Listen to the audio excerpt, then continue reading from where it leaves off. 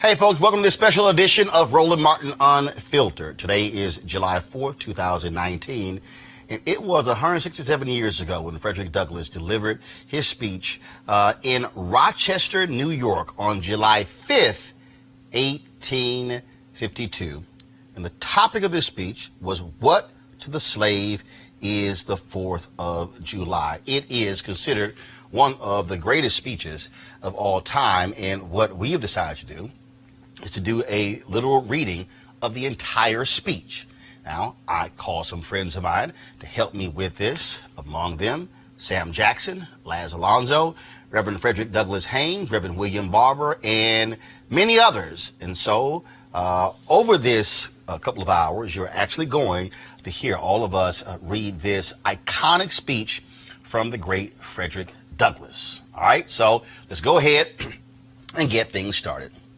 Mr. President, friends, and fellow citizens, he who could address this audience without a quailing sensation has stronger nerves than I have. I do not remember ever to have appeared as a speaker before any assembly more shrinkingly, nor with greater distrust of my ability than I do this day. The feeling has crept over me quite unfavorable to the exercise of my limited powers of speech. The task before me is one which requires much previous thought and study for its proper performance. I know that apologies of this sort are generally considered flat and unmeaning. I trust, however, that mine would not be so considered. Should I seem at ease, my appearance would much misrepresent me. The little experience I have had in addressing public meetings in country schoolhouses avails me nothing on the present occasion. The papers and placards say that I am to deliver a 4th of July oration. This certainly sounds large and out of the common way, for it is true that I have often had the privilege to speak in this beautiful hall and to address many who now honor me with their presence.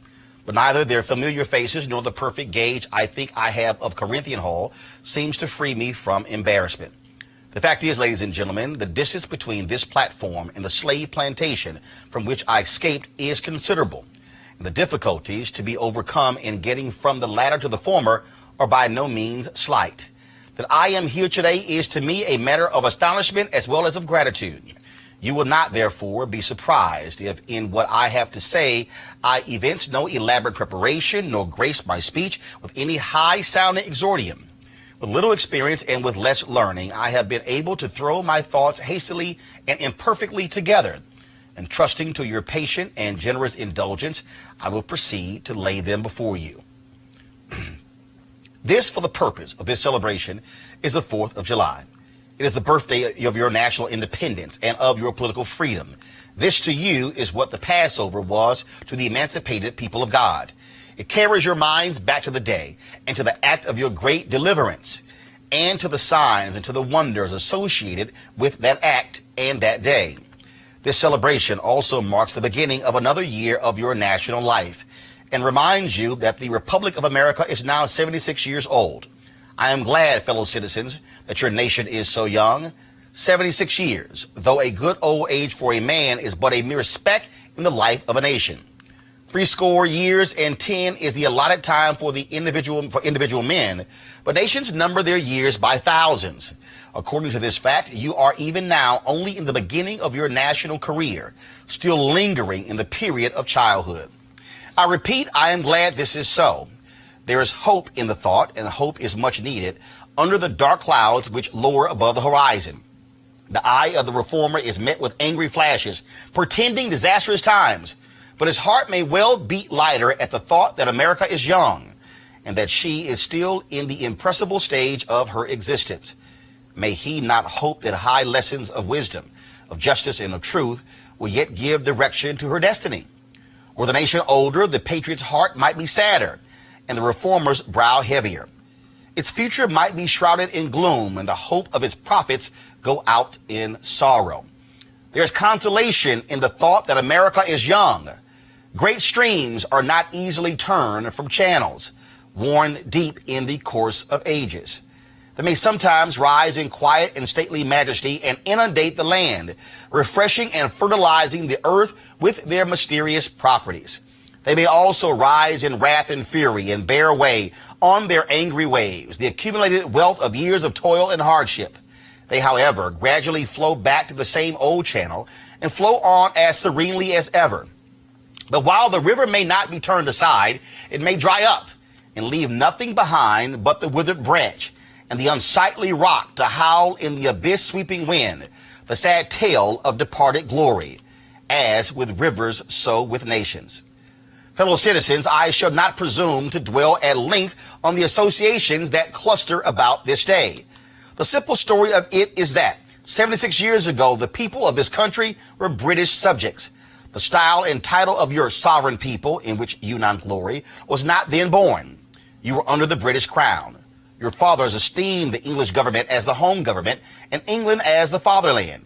This home government, you know, although a considerable distance from your home, did in the exercise of its parental prerogatives impose upon its colonial children such restraints, burdens, and limitations as, in its mature judgment, it deemed wise, right, and proper. But your fathers, who had not adopted the fashionable idea of this day, of the infallibility of government, and the absolute character of its acts, presumed to differ from the home government in respect to the wisdom and the justice of some of those burdens and restraints. they went so far in their excitement as to pronounce the measures of government unjust, unreasonable, and oppressive, and altogether such as ought not to be quietly submitted to. I scarcely need say, fellow citizens, that my opinion of those measures fully accords with that of your fathers. Such a declaration of agreement on my part would not be worth much to anybody. It would certainly prove nothing as to what part I might have taken had I lived during the great controversy of 1776. To say now that America was right and England wrong is exceedingly easy. Everybody can say it. The dastard, not less than a noble brave, can flippantly descant on the tyranny of England towards the American colonies. It is even fashionable to do so. But there was a time when to pronounce against England and in favor of the cause of the colonies tried men's souls. They who did so were accounted in their day plotters of mischief, agitators and rebels, dangerous men, to side with the right against the wrong, with the weak against the strong, and with the oppressed against the oppressor. Here lies the merit, and the one which, of all others, seems unfashionable in our day. The cause of liberty may be stabbed by the men who glory in the deeds of your fathers. But to proceed, feeling themselves harshly and unjustly treated by the home government, your fathers, like men of honesty and men of spirit, earnestly sought redress. They petitioned and remonstrated. They did so in a decorous, respectful, and loyal manner. Their conduct was wholly unexceptionable. This, however, did not answer the purpose. They saw themselves treated with sovereign indifference, coldness, and scorn. Yet they persevered. They were not the men to look back.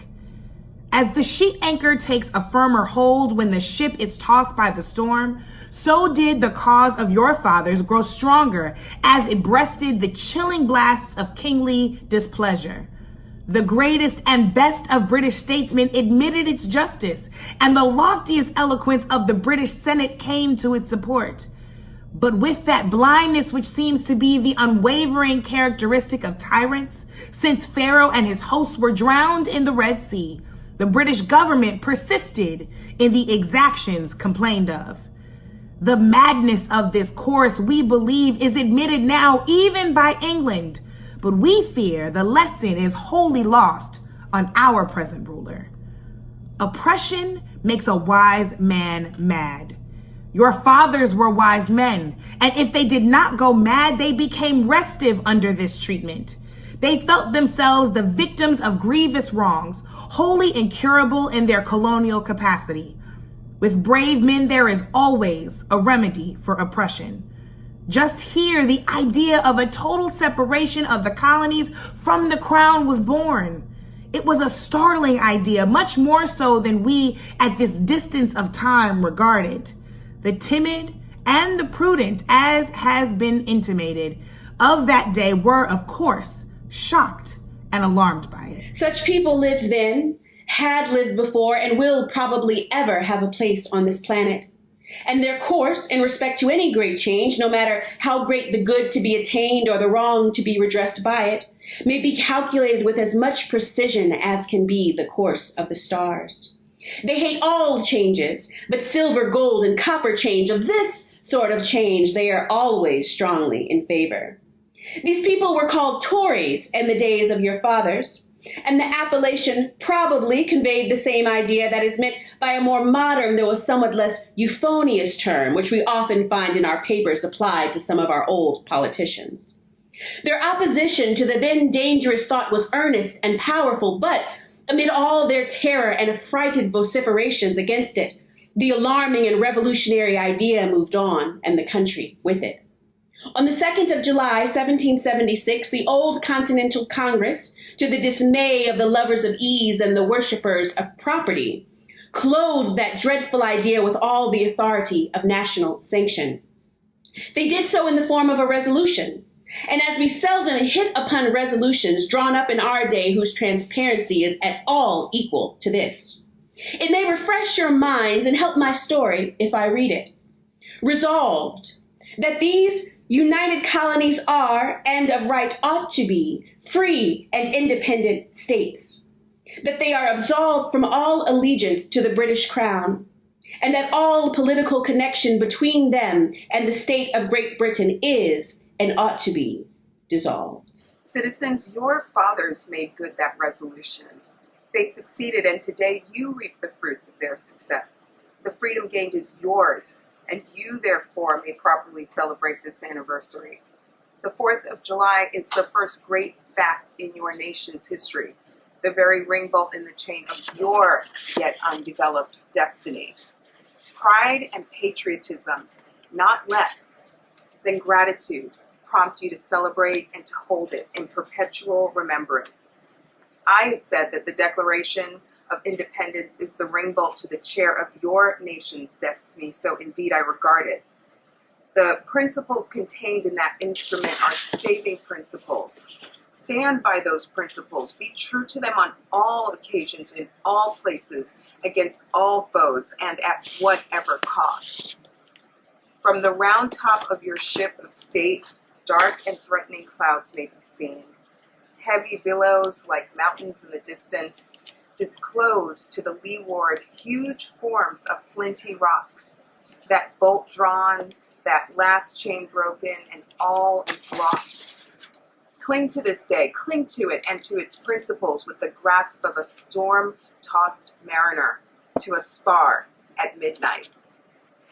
The coming into being a nation in any circumstances is an interesting event. But besides general considerations, there were peculiar circumstances which make the advent of this republic an event of special attractiveness. The whole scene, as I look back to it, was simple, dignified, and sublime. The population of the country at the time stood at the insignificant number of 3 million. The country was poor in the munitions of war. The population was weak and scattered, and the country a wilderness unsubdued.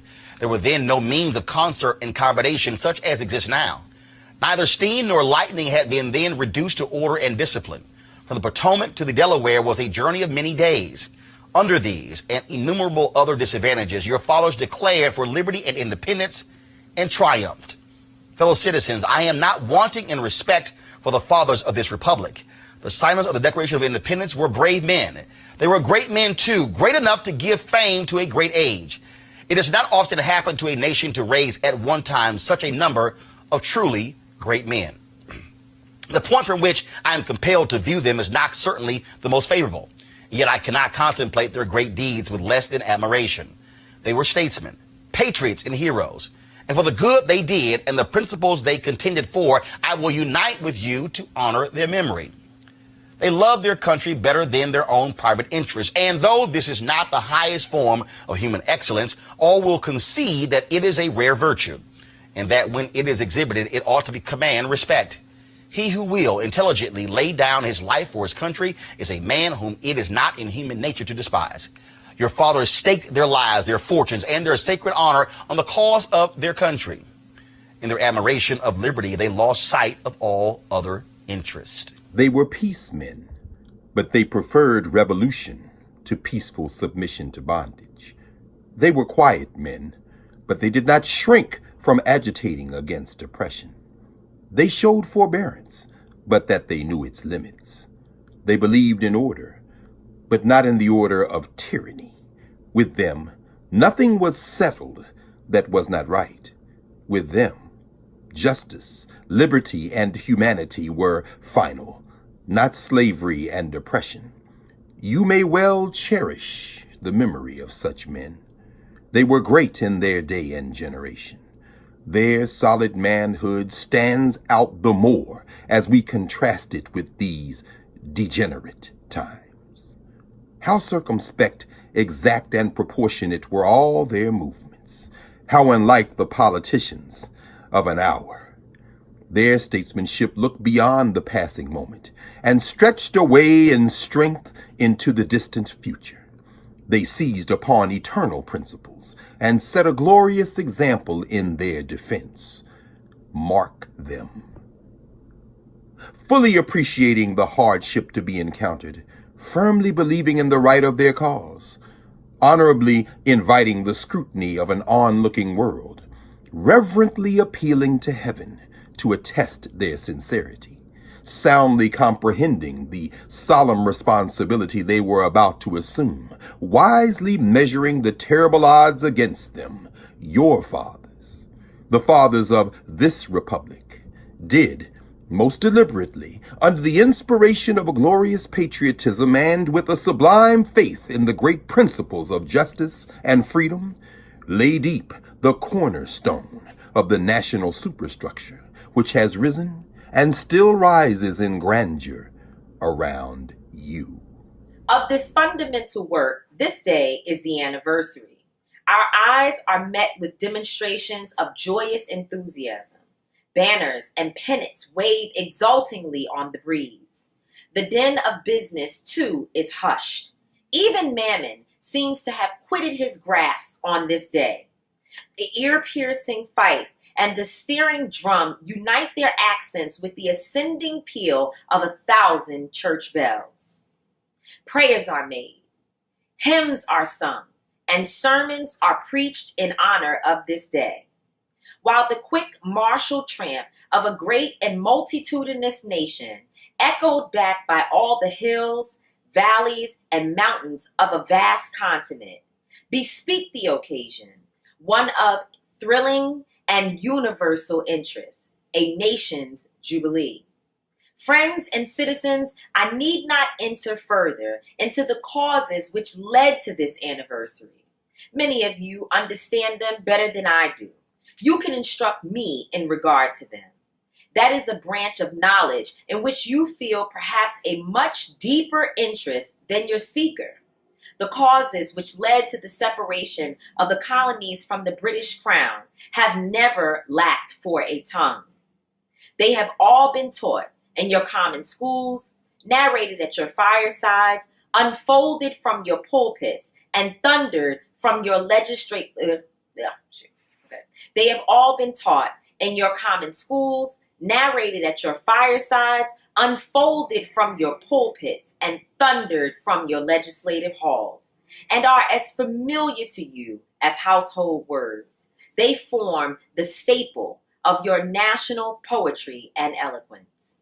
I remember also that as a people, Americans are remarkably familiar with all facts which make it in their own favor. This is esteemed by some as a national trait, perhaps a national weakness. It is a fact that whatever makes for the wealth or for the reputation of Americans and can be had cheap will be found by Americans. I shall not be charged with slandering Americans. If I say I think the American side or any question may be safely left in American hands, I leave. Therefore, the great deeds of your fathers to other gentlemen who claim to have been regularly descended will be less likely to be disputed than mine. My business, if I have any here today, is with the present, the accepted time with God, and his cause is the ever-living now. Trust no future, however pleasant. Let the dead past bury its dead. Act in the living present, heart within, and God overhead. We have to do this with the past, only as we can make it useful to the present and to the future, to all inspiring motives, to noble deeds, which can be gained from the past. We are welcome, but now is their time, the important time. Your fathers have lived, died, and have done their work, and have done much of it well. You live and must die, and you must do your work.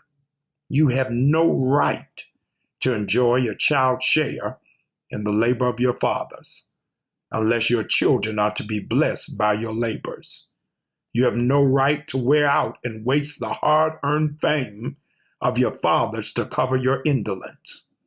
Sidney Smith tells us that men seldom eulogize the wisdom and virtue of their fathers, but to excuse some folly or wickedness of their own.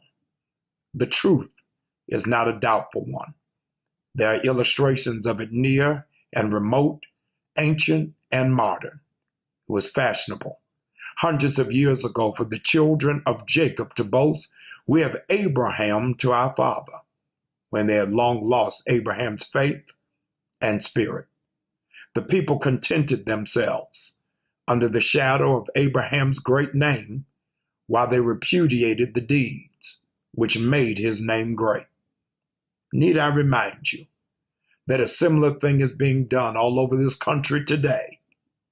Need I tell you that the Jews are not the only people who built the tombs of the prophets and garnished the sepulchres of the righteous? Washington could not die till he had broken the chains of his slaves. Yet his monument is built up by the price of human blood, and the traitors in the bodies and souls of men shout, "We have Washington to our father." Alas, that it should be so, yet so it is. The evil that men do lives after them. The good is oft interred with the evil that men do, lives after them. The good is oft interred with their bones. Fellow citizens, pardon me. Allow me to ask, why am I called upon to speak here today? What have I or those I represent to do with your national independence? Are the great principles of political freedom and of natural justice embodied in that Declaration of Independence extended to us? And am I, therefore, called upon to bring our humble offering to the national altar and to confess the benefits and express devout gratitude for the blessings resulting from your independence to us? Would to God, both for your sakes and ours, that an affirmative answer could be truthfully returned to these questions.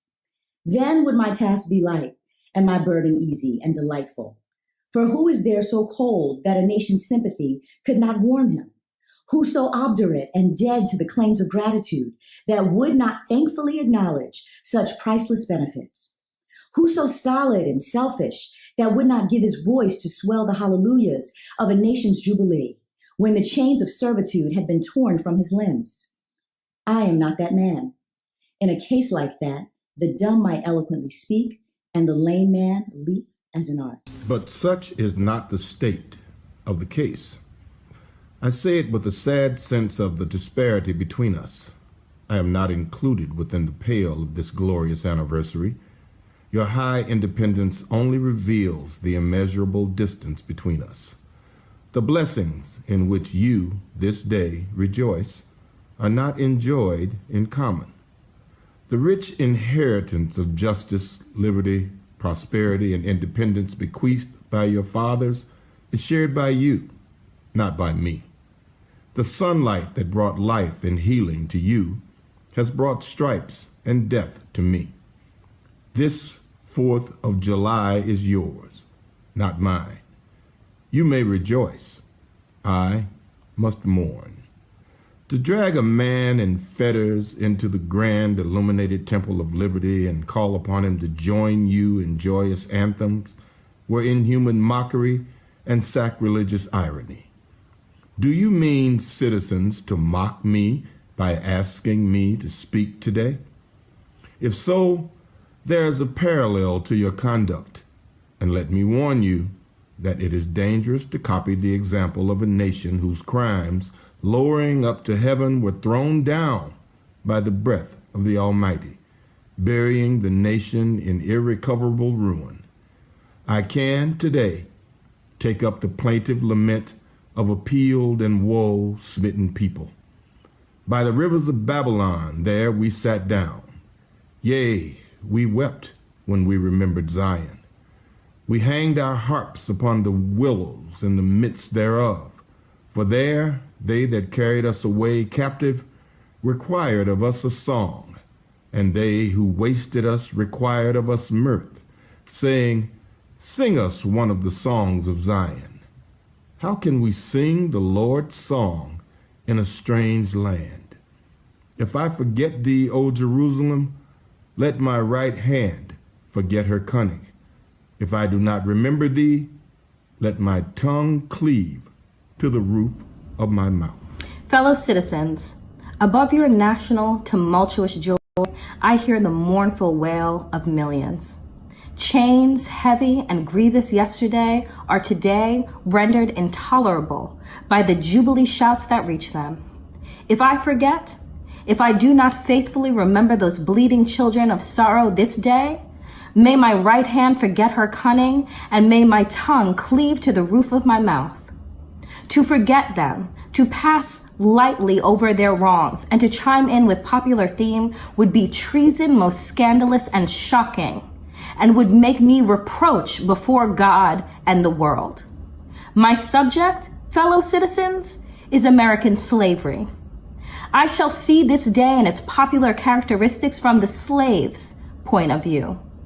Standing there, identified with the American bondsman, making his wrongs mine, I do not hesitate to declare with all my soul that the character and conduct of this nation never looked blacker to me than on the 4th of July. Whether we turn to the declarations of past or to the professions of the present, the conduct of the nation seems equally hideous and revolting.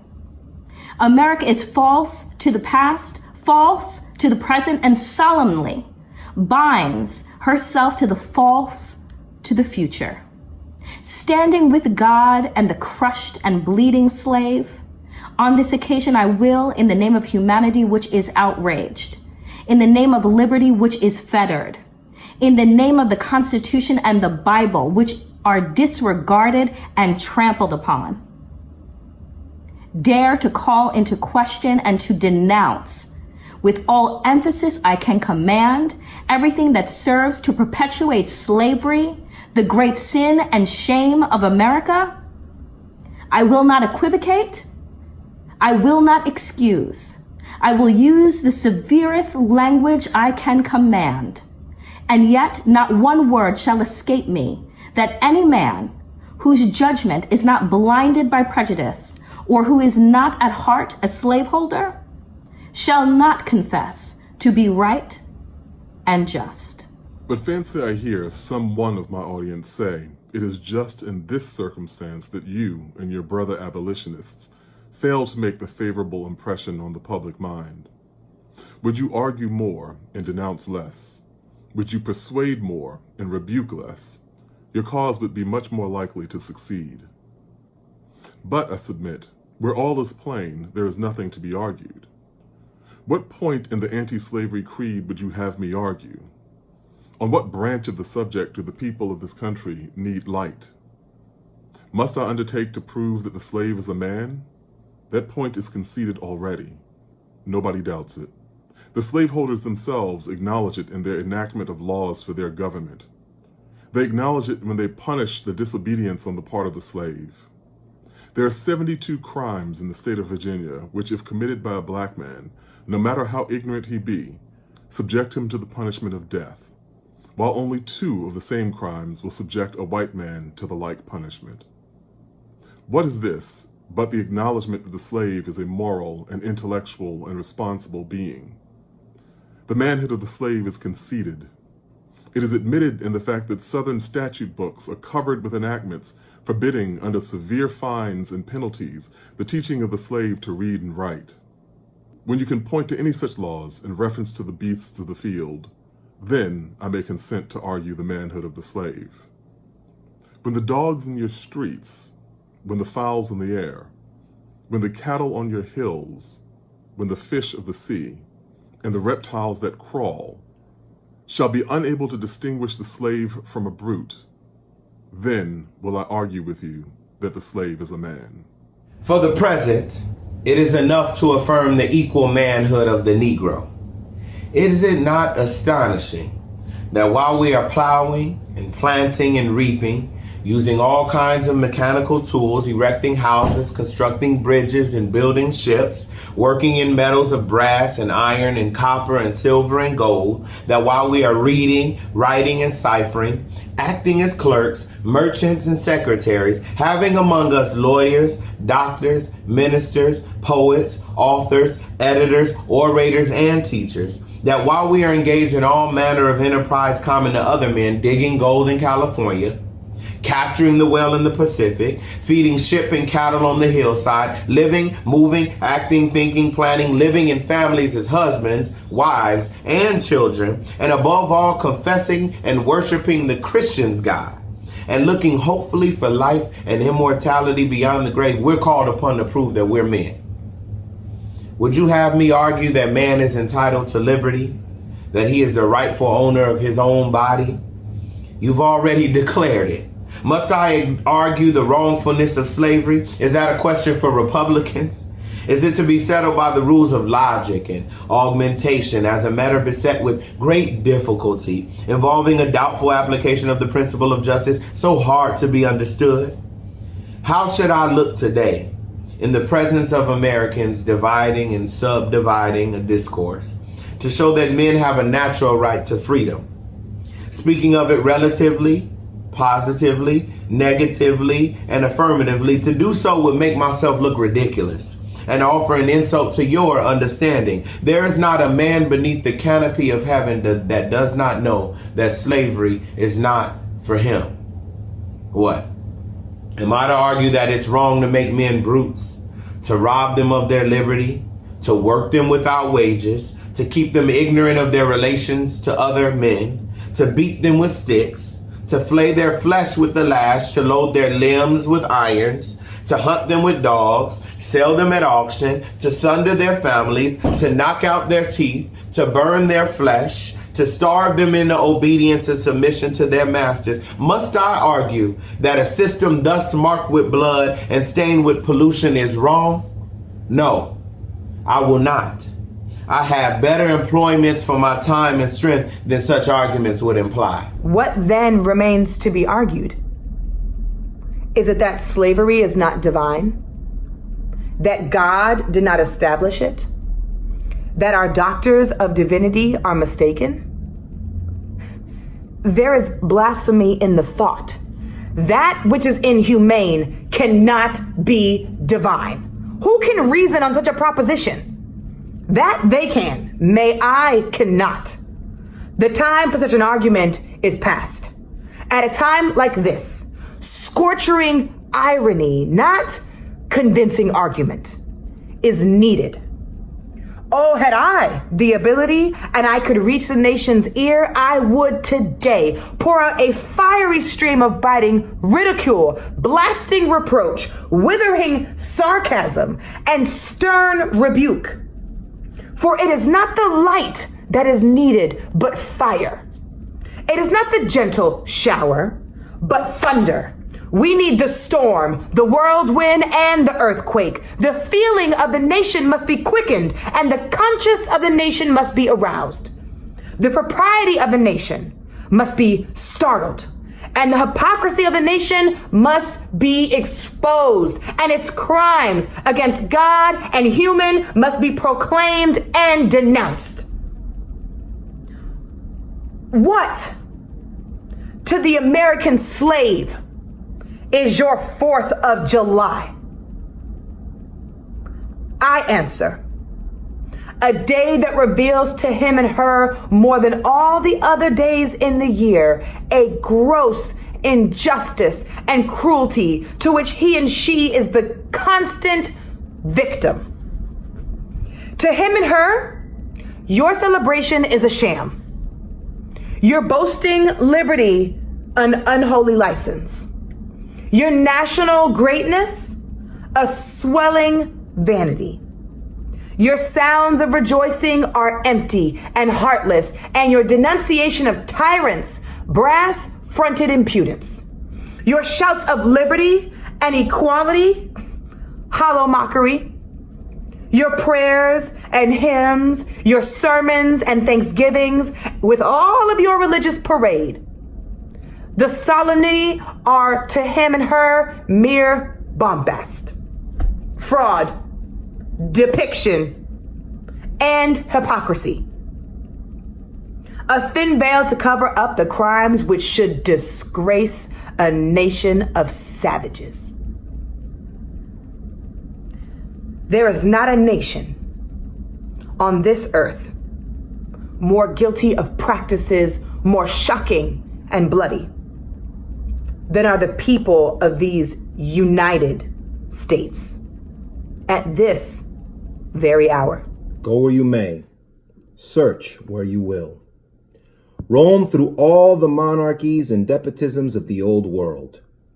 Travel through South America, search out every abuse, and when you have found the last, lay your facts by the side of everyday practices of this nation, and you will say with me that for revolting barbarity and shameless hypocrisy, America reigns without a rival. Take the American slave trade, which we are told by the papers is especially prosperous just now. Ex-Senator Benton tells us that the price of men has never been higher than now. He mentions the fact to show that slavery is in no danger. This trade is one of the peculiarities of American institutions. It is carried out in all the large towns and cities in one half of this Confederacy, and millions are pocketed every year by dealers in this horrid traffic. In several states, this trade is a chief source of wealth. It is called, in contradistinction to the foreign slave trade, the internal slave trade. It is probably called so, too, in order to divert from its horror with which the foreign slave trade is contemplated. That trade has long since been denounced by this government as piracy. It has been denounced with burning words from the high places of the nation as an execrable traffic. To arrest it, to put an end to it, this nation keeps a squadron at immense cost on the coast of Africa. Everywhere in this country, it is safe to speak of this foreign slave trade as a most inhuman traffic, opposed alike to the laws of God and of man. The duty to extirpate and destroy it is admitted even by our doctors of divinity. In order to put an end to it, some of these last have consented that their colored brethren, nominally free, should leave this country and establish themselves on the western coast of Africa. It is, however, a notable fact that while so much execration is poured out by Americans upon those engaged in the foreign slave trade, the men engaged in the slave trade between the states pass without condemnation, and their business is deemed honorable. Behold the practical operation of this internal slave trade, the American slave trade, sustained by American politics and American religion.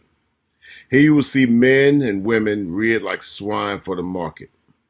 You know what is a swine drover? I will show you a man drover. They inhabit all of our southern states. They perambulate the country and crowd the highways of the nation with droves of human stock. You will see one of these human flesh jobbers armed with pistol, whip, and bowie knife, driving a company of 100 men, women, and children from the Potomac to the slave market at New Orleans. These wretched people are to be sold singly or in lots to suit purchasers. They are food for the cotton field and the deadly sugar mill. Mark the sad procession as it moves warily along, and the inhuman wretch who drives them. Hear his savage yells and his blood-chilling oaths as he hurries onto his affrighted captives. There, see the old man, with locks thinned and gray. Cast one glance, if you please, upon that young brother, whose shoulders are bare to the scorching sun, her briny tears falling on the brow of the babe in her arms. See, too, that girl of 13 weeping, yes, weeping, as she thinks of her mother from whom she's been torn. The drove moves tardily. Heat and sorrow have nearly consumed their strength. Suddenly you hear a quick snap, like the discharge of a rifle. The feathers clank, and the chain rattles simultaneously. Your ears are saluted with a scream that seems to have torn its way to the center of your soul. That crack you heard was the sound of a slave whip. The scream you heard was from the woman you saw with the babe. Her speed had faltered under the weight of her child and her chains. That gash on her shoulder tells her to move on. Follow the drove to New Orleans. Attend the auction. See men examined like horses. See the forms of women rudely and brutally exposed to the shocking gaze of American slave buyers. See this drove sold and separated forever. And never forget the deep, sad sobs that arose from that scattered multitude. Tell me, citizens, where, under the sun, you could witness a spectacle more fiendish and shocking. Yet, this is but a glance at the American slave trade as it exists at this moment in the ruling part of the United States. I was born amid such sights and scenes. To me, the American slave trade was a terrible reality. When a child, my soul was often pierced with its horrors. I lived in Phillip Street, Fells Point, Baltimore, and have watched from the wharfs the slave ships in the basin, anchored from the shore with their cargoes of human flesh, waiting for favorable winds to waft them down the Chesapeake. There was at that time a grand slave mart kept at the head of Pratt Street by Austin Woodfolk. His agents were sent into every town and county in Maryland announcing their arrival through the papers and on flaming handbills headed "Cash for Negroes." These men were generally well-dressed men and very captivating in their manners, ever ready to drink, to treat, and to gamble. The fate of many a slave has depended upon the turn of a single card, and many a child has been snatched from the arms of its mother by bargains arranged in a state of brutal drunkenness. The fleshmongers gather up their victims by the dozens and drive them chained to the General Depot at Baltimore. When a sufficient number have been collected here, a ship is chartered for the purpose of conveying the forlorn crew to Mobile or to New Orleans. From the slave prison to the ship, they are usually driven in the darkness of night, for since the anti-slavery agitation, a certain caution is observed. In the deep, still darkness of midnight, I have been often aroused by the dead, heavy footsteps and the piteous cries of the chain gangs that passed our door.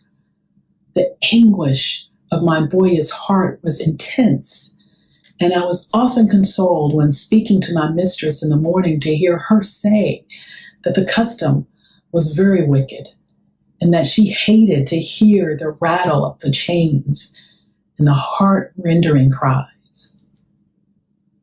I was glad to find one who sympathized with me in my horror.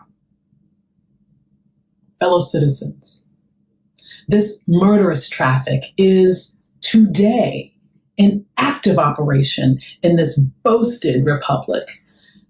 In the solitude of my spirit, I see clouds of dust raised on the highways of the South. I see the bleeding footsteps. I hear the doleful wail of fettered humanity on the way to the slave markets, where the victims are to be sold like horses, sheep, and swine, knocked off to the highest bidder. There I see the tenderest of ties ruthlessly broken to gratify the lust, caprice, and reciprocity of the buyers and sellers of men. My soul sickens at the sight. Are these the graves that slumber in? But a still more inhuman, disgraceful, and scandalous state of things remains to be presented. By an act of the American Congress, not yet 2 years old, slavery has been nationalized in its most horrible and revolting form. By that act, Mason and Dixon's line has been obliterated.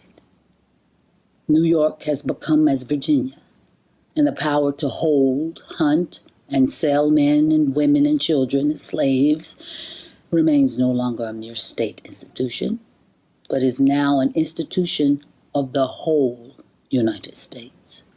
The power is coextensive with the Star-Spangled Banner and American Christianity. Where these go, may also go the merciless slave hunter. Where these are, man is not sacred. He is a bird for the sportsman's gun. By that most foul and fiendish of all human degrees, the liberty and person of every man are put in peril. Your broad Republican domain is hunting ground for men, not for thieves and robbers, enemies of society merely, but for men guilty of no crime. Your lawmakers have commanded all good citizens to engage in this hellish sport. Your president, your secretary of state, our lords, nobles, and ecclesiastics enforce as a duty you owe to your free and glorious country and to your God that you do this accursed thing. Not fewer than 40 Americans have within the past 2 years been hunted down and without a moment's warning hurried away in chains and consigned to slavery in excruciating torture. Some of these had wives and children dependent upon them for bread, but of this no account was made. The right of the hunter to his prey stands superior to the right of marriage and to all rights in this republic, the rights of God included. For black men, there are neither law, justice, humanity, nor religion. The fugitive slave law makes mercy to them a crime and bribes the judge who tries them. An American judge gets $10 for every victim he consigns to slavery and $5 when he fails to do so. The oath of any two villains is sufficient under this hell-bent enactment to send the most pious and exemplary black man into the remorseless jaws of slavery. His own testimony is nothing. He can bring no witnesses for himself. The minister of American justice is bound by the law to hear but one side, and that side is the side of the oppressor. Let this damning fact be perpetually told. Let it be thundered around the world that in tyrant-killing, king-hating, people-loving, democratic, Christian America, the seats of justice are filled with judges who hold their offices under an open and palpable bribe and are bound in deciding in the case of a man's liberty. Hear only his accusers. In glaring violation of justice, in shameless disregard of the forms of administering law, in cunning arrangement to entrap the defenseless, and in diabolical intent, this fugitive slave law stands alone in the annals of tyrannical legislation. I doubt if there be another nation on the globe having the brass and the baseness to put such a law on the statute book. If any man in this assembly thinks differently from me in this matter and feels able to disprove my statements, I will gladly confront him at any suitable time and place he may select. I take this law to be one of the grossest infringements of Christian liberty. And if the churches and ministers of our country were not stupidly blind or most wickedly indifferent, they too would so regard it. At the very moment that they are thanking God for the enjoyment of civil and religious liberty and for the right to worship God according to the dictates of their own consciences, they are utterly silent in respect to a law which robs religion of its chief significance and makes it utterly worthless to a world lying in wickedness. Did this law concern the mint, anise, and cumin, abridge the right to sing psalms, to partake of the sacrament, or to engage in any of the ceremonies of religion, it would be smitten by the thunder of 1,000 pulpits. A general shout would go up from the church demanding repeal, repeal, instant repeal.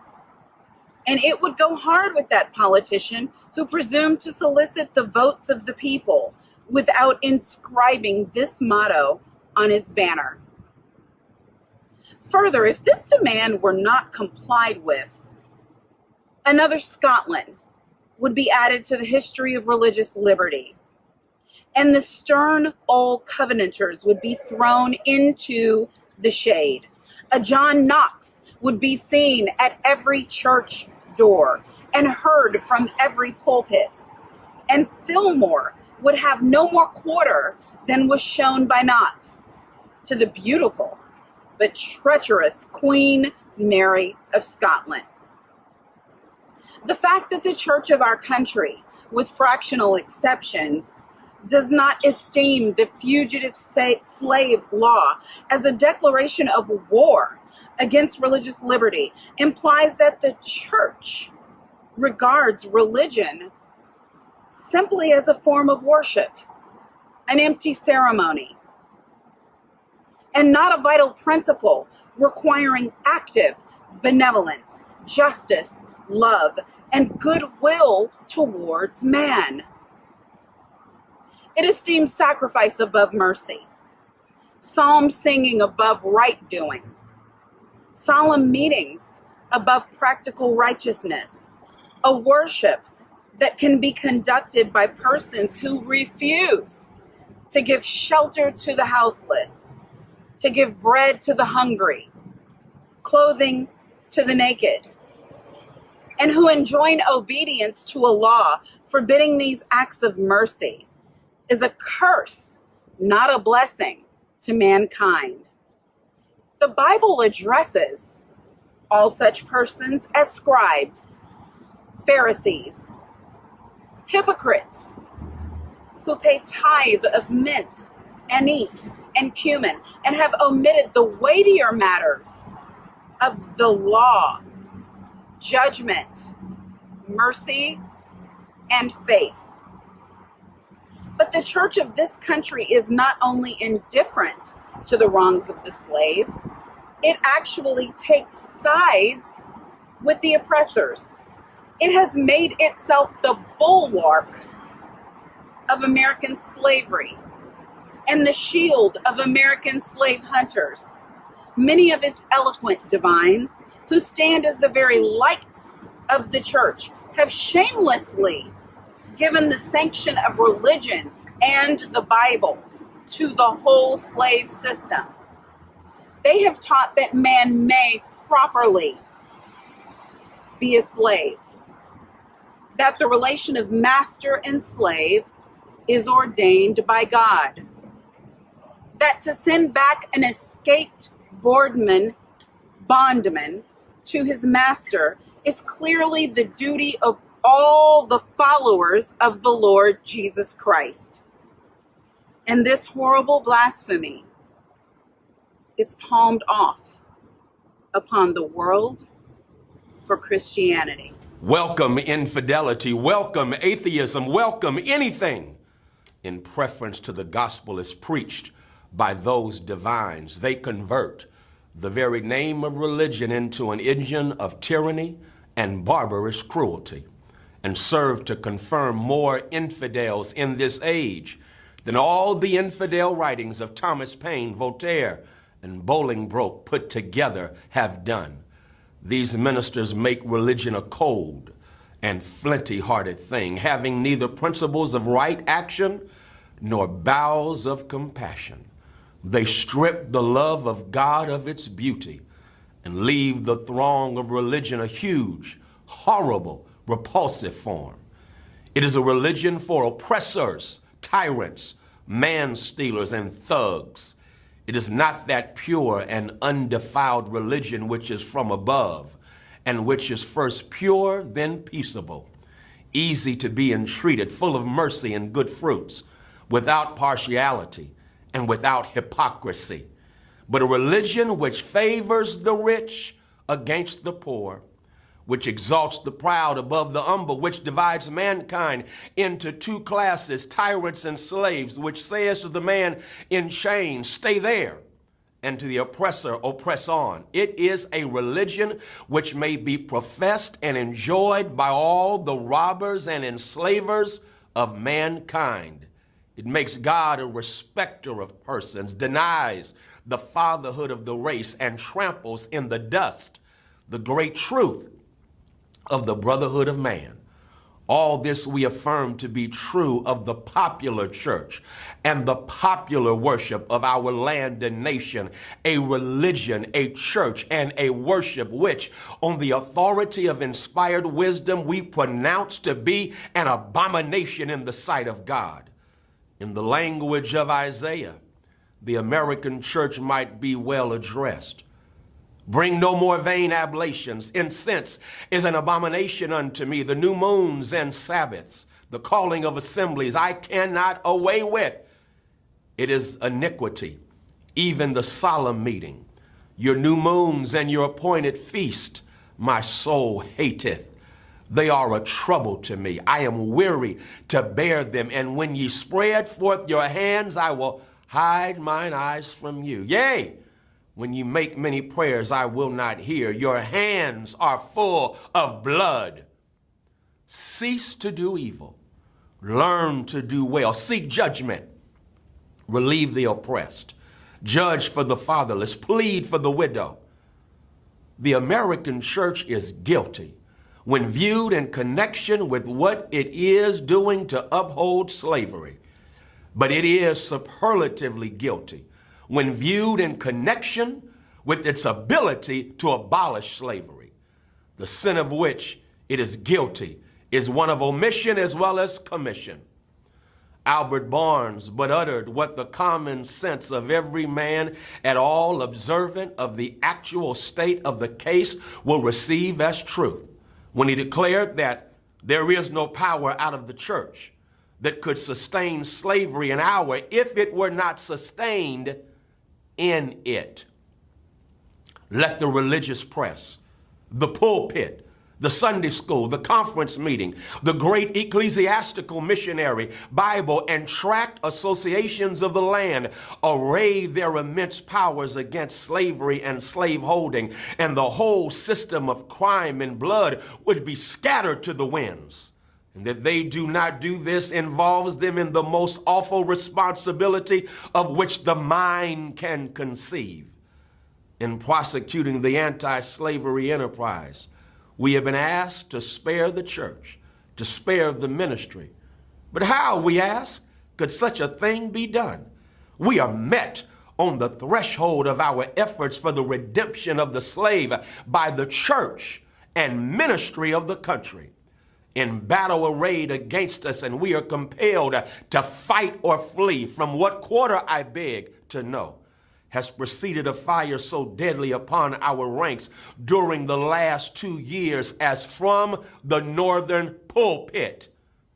As the champions of oppressors, the chosen men of American theology have appeared, men honored for their so-called piety and their real learning. The Lords of Buffalo, the Springs of New York, the Lathrops of Auburn, the Coxes and Spencers of Brooklyn, the Gannett's and Sharps of Boston, the Deweys of Washington, and other great religious lights of the land have, in utter denial of the authority of him by whom they profess to be called to the ministry, deliberately taught us against the example or of the Hebrews and against the remonstrance of the apostles. They teach that we ought to obey man's law before the law of God.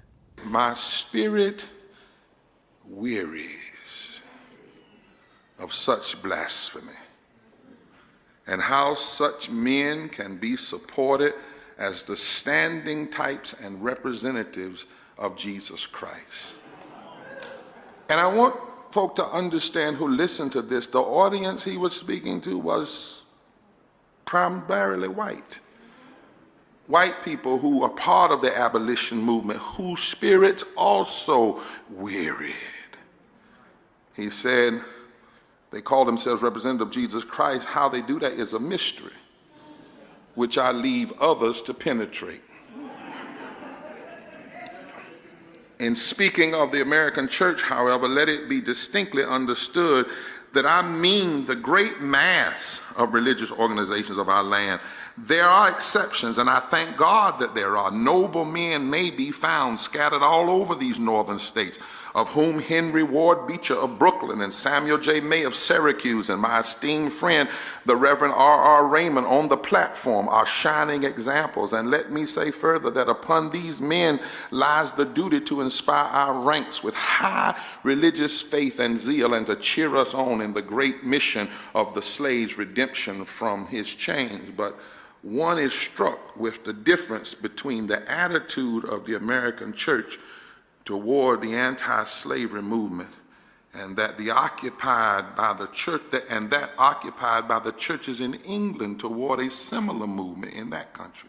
There, the church, true to its mission of ameliorating, alleviating, and improving the condition of mankind, came forward promptly, bound up the wounds of the West Indian slave and restored him to his liberty. There, the question of emancipation was a high religious question. It was demanded in the name of humanity and according to the laws of the living God. The Sharps, the Clarkstons, the Wilberforces, the Buxtons, the Burchells, the Nibbs were alike famous for their piety and their philanthropy.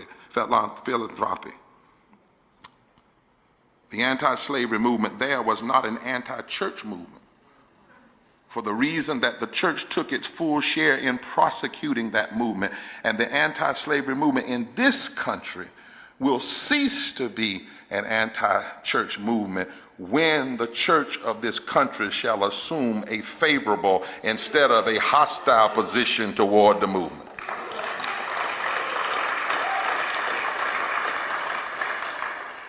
Americans, he said, your Republican politics, not less than your Republican religion, are flagrantly inconsistent.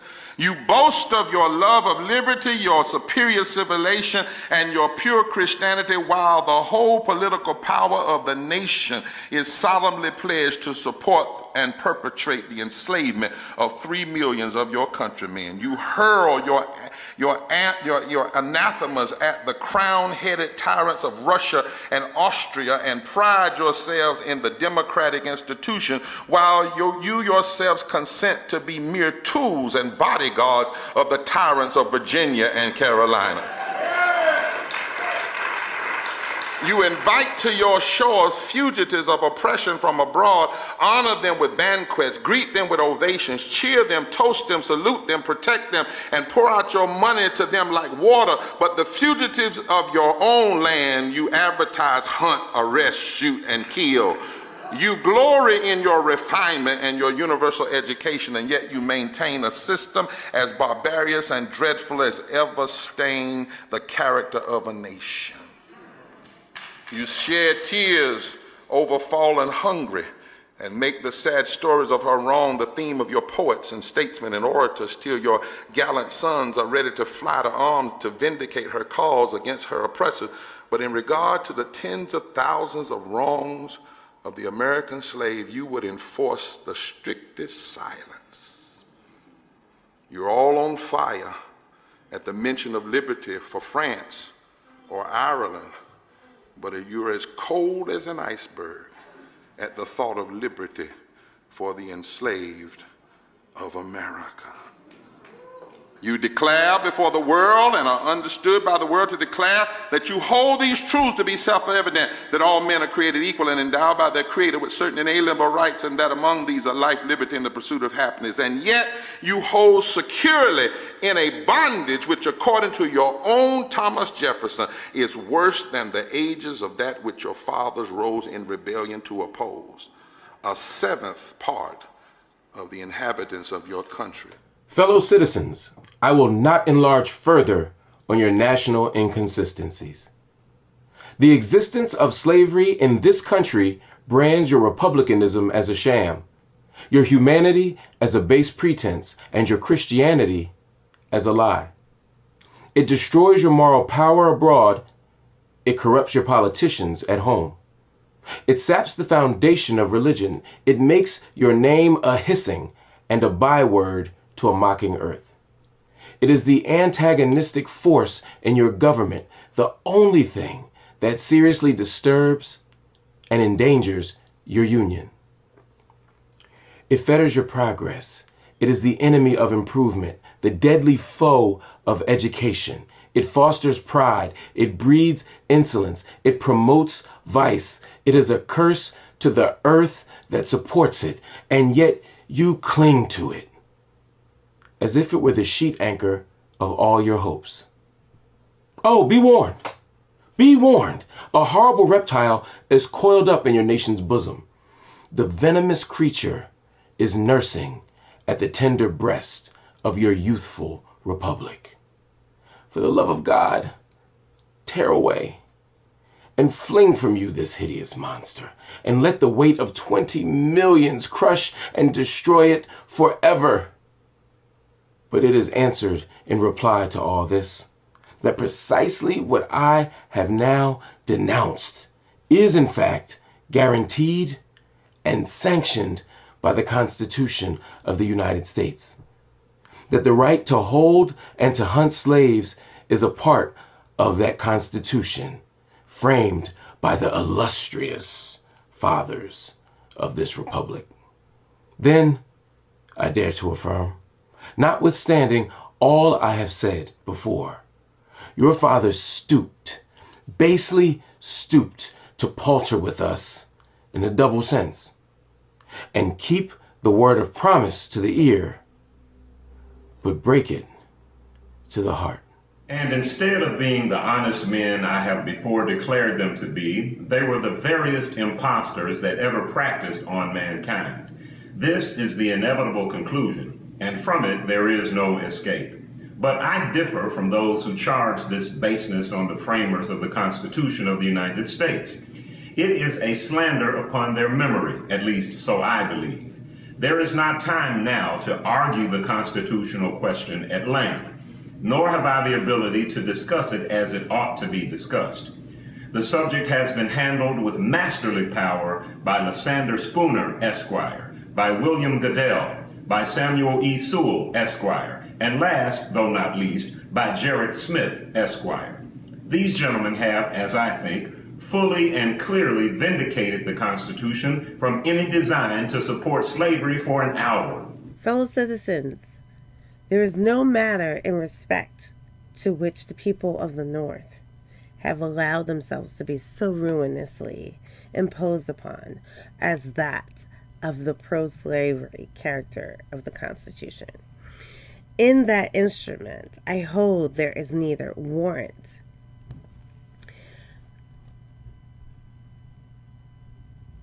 license nor sanction of the hateful thing, but interpreted as gateway, or is it in the temple? It is neither. While I do not intend to argue this question on the present occasion, let me ask, if it be not somewhat singular that, if the Constitution were intended to be, by its framers and adopters, a slaveholding instrument, why neither slavery, slaveholding, nor slave can it ought to be interpreted? The Constitution is a glorious liberty document. Read its preamble. Consider its purposes. Is slavery among them? We're asking.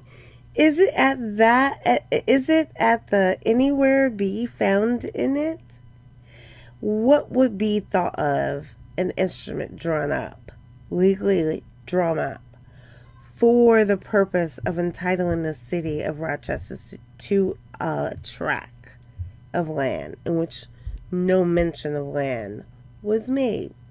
Now, there are certain rules of interpretation for the proper understanding of all legal instruments. These rules are well established. They are plain, common sense rules such as you and I and all of us can understand and apply without having passed years in the study of law. I scout the idea that the question of the constitutionality or unconstitutionality of slavery is not a question for the people. I hold that every American citizen has the right to form an opinion of the Constitution and to propagate that opinion, and to use all honorable means to make his opinion the prevailing one. Without this right, the liberty of an American citizen would be as insecure as that of a Frenchman. Ex-Vice President Dallas tells us that the Constitution is an object to which no American mind can be too attentive and no American heart too devoted. He further says the Constitution, in its words, is plain and intelligible, and is meant for the homebred, unsophisticated understandings of our fellow citizens. Senator Barian tells us that the Constitution is the fundamental law that which controls all others, the charter of our liberties, which every citizen has a personal interest in understanding thoroughly. The testimony of Senator Bree, Louis Caz, and many others that might be named, who are everywhere esteemed as sound lawyers, so regard the Constitution. I take it, therefore, that it is not presumption in a private citizen to form an opinion of that instrument. Now, take the Constitution according to its plain reading, and I defy the presentation of a single pro-slavery clause in it. On the other hand, it will be found to contain principles and purposes entirely hostile to the existence of slavery. I have detained my audience entirely too long already. At some future period, I will gladly avail myself of an opportunity to give this subject a full and fair discussion. Allow me to say in conclusion, notwithstanding the dark picture I have this day presented of the state of the nation, I do not despair of this country. There are forces in operation which must inevitably work the downfall of slavery. The arm of the Lord is not shortened, and the doom of slavery is certain. I, therefore, leave off where I began with hope, while drawing encouragement from the Declaration of Independence, the great principles it contains, and the genius of American institutions. My spirit is also cheered by the obvious tendencies of the age. Nations do not now stand in the same relation to each other as they did ages ago. No nation can now shut itself up from the surrounding world and trot round in the same old path of its fathers without interference. The time was when such could be done. Long-established customs of hurtful character could formally fence themselves in and do their evil work with social impunity. Knowledge was then confined and enjoyed by the privileged few, and the multitude walked on in mental darkness. But a change has now come over the affairs of mankind. Walled cities and empires have become unfashionable. The arm of commerce has borne away the gates of the strong city. Intelligence is penetrating the darkest corners of the globe. It makes its pathway over and under the sea as well as on the earth. Wind, steam, and lightning are its chartered agents. Oceans no longer divide but link nations together. From Boston to London is now a holiday excursion. Space is comparatively annihilated. Thoughts expressed on one side of the Atlantic are distinctly heard on the other. The far-off and almost fabulous Pacific rose in grandeur at our feet. The celestial empire, the mystery of ages, is being solved. The fiat of the Almighty, let there be light, has not yet spent its force. No abuse, no outrage, whether in taste, sport, or avarice, can now hide itself from the all-pervading light. The iron shoe and crippled foot of China must be seen in contrast with nature. Africa must rise and put on her yet unwoven garment. Ethiopia shall stretch out her hand unto God. In the fervent aspirations of William Lord Garrison, I say, and let every heart join in saying it, God speed the year of Jubilee, the wide world o'er, when from their galling chains set free. The oppressed shall vilely bend the knee and wear the yoke of tyranny like brutes no more. That year will come and freedom's reign to man his plundered fights again restore. God speed the day when human blood shall cease to flow. In every clime be understood the claims of human brotherhood, and each return for evil good, not blow for blow. That day will come, all feuds to end, and change into a faithful friend each foe. God speed the hour, the glorious hour, when none on earth shall exercise a lordly power, nor in a tyrant's presence cower, but to all manhood's stature tower by equal birth. That hour will come to each to all, and from his prison house the thrall go forth. Until that year, day, hour arrive, with head and heart and hand I'll strive to break the rod and rend the gyve, the spoiler of his prey deprived. So witness heaven, and never from my chosen post, whate'er the peril or the cost, be driven. That, folks, was a speech Frederick Douglass delivered in Rochester, New York on July 5th, 1852, talking about what does the 4th of July mean to the slave. We wanted you to hear all of that because it puts in the proper context not only the state of America in 1852, but the state of America in 2019. So while others go with Trump on in front of the Lincoln Memorial, and he gives his speech and throws his party, and the tanks are there, and fireworks go off, let us remind him, let's remind Republicans, remind Democrats, remind America, remind Fox News and CNN and MSNBC and ABC and NBC and CBS, remind Wall Street to Main Street to MLK Street, remind this nation that it is not a perfect union, that it still has not fully granted freedom to the former slaves, the ancestors of those who were enslaved, those who built this country. We certainly hope you enjoyed this presentation of Frederick Douglass's speech. Be sure to support Roland Martin Unfiltered by going to RolandMartinUnfiltered.com and support our Bring the Funk fan club. Every dollar you give goes to support this show to make this happen. Nobody else would do something like this on this day. And that's why having this show, black owned, black controlled, controlling our narrative, is so important. I'm Roland Martin. Have a great day. Holla!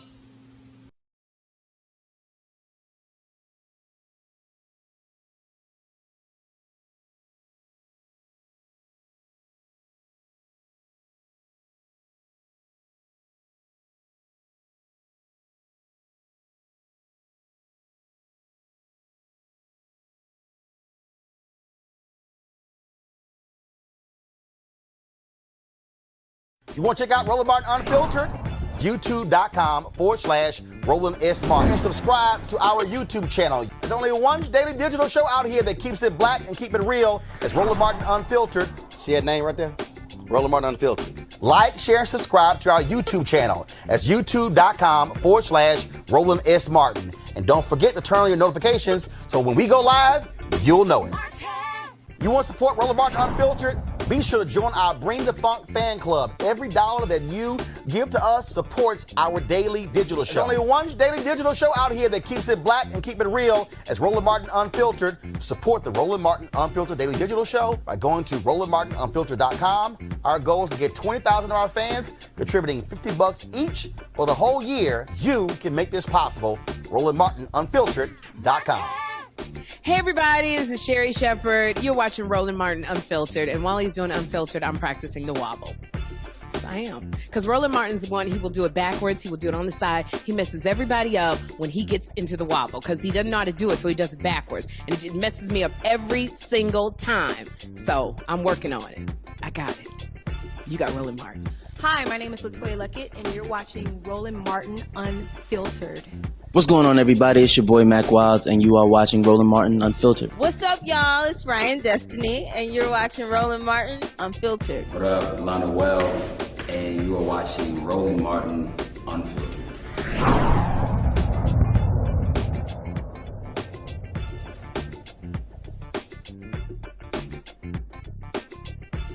Hey fam, want to check out Roland Martin Unfiltered, the blackest show on all of digital, cable, and broadcast. Check out our audio podcast.